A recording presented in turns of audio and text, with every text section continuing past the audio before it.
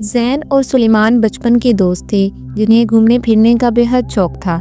ایک دن دونوں نے فیصلہ کیا کہ وہ شہر کی بھیڑ بھاڑ سے دور ایک سنسان اور تاریخی قلعہ دیکھنے جائیں گے، جس کے بارے میں کہا جاتا تھا کہ اس قلعے میں کئی راز چھپے ہوئے ہیں۔ شام ڈھلتے ہی وہ دونوں اپنی گاڑی میں روانہ ہوئے۔ راستہ ویران اور سنسان تھا، مگر دونوں دوستوں کو یہ سب بہت دلچسپ لگ رہا تھا۔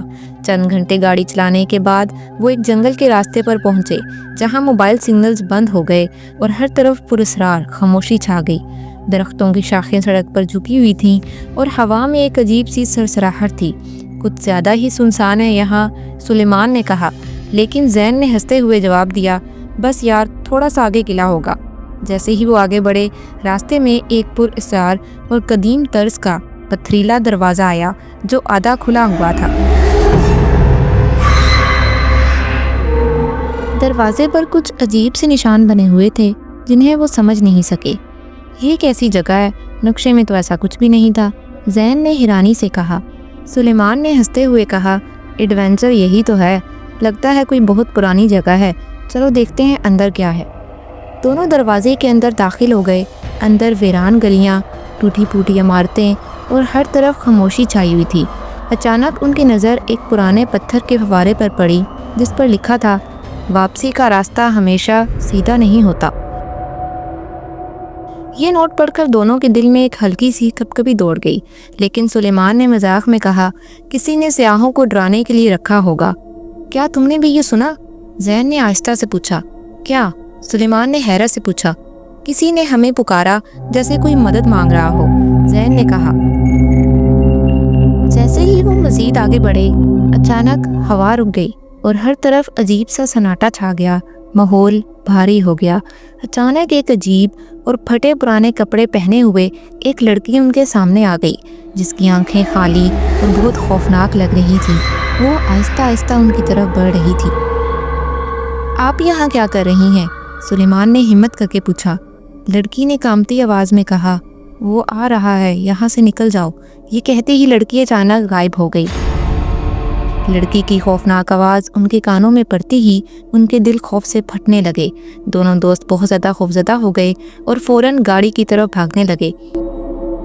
جیسے ہی وہ گاڑی میں بیٹھے اور انجن سٹارٹ کیا، گاڑی سٹارٹ ہی نہیں ہو رہی تھی اور گاڑی کی کھڑکیوں پر دھند سے لکھا ہوا تھا، اب تم واپس نہیں جا سکتے۔ اچانک گاڑی خود بخود چل پڑی اور جنگل میں انجان راستوں پر دوڑنے لگی۔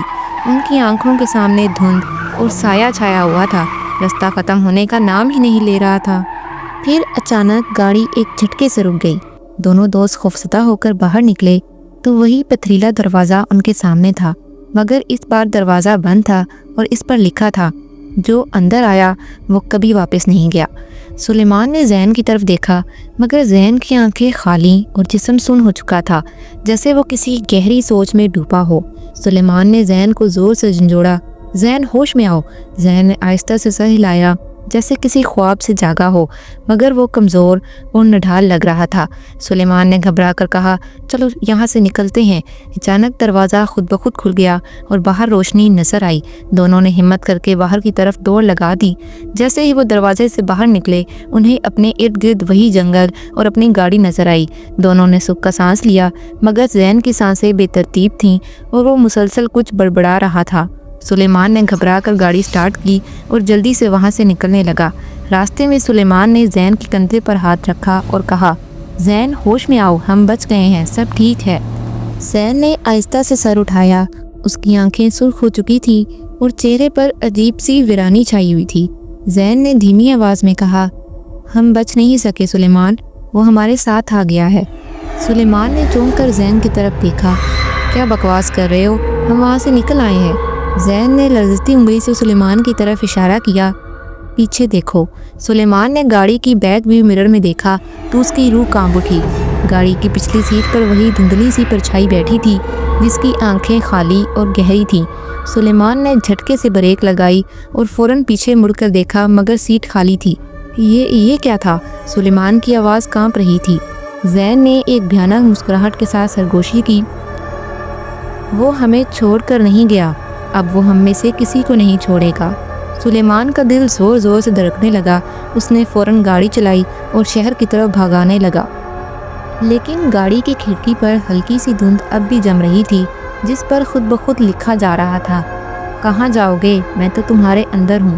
سلیمان نے خوفزدہ ہو کر شیشہ صاف کیا، مگر الفاظ غائب ہو چکے تھے۔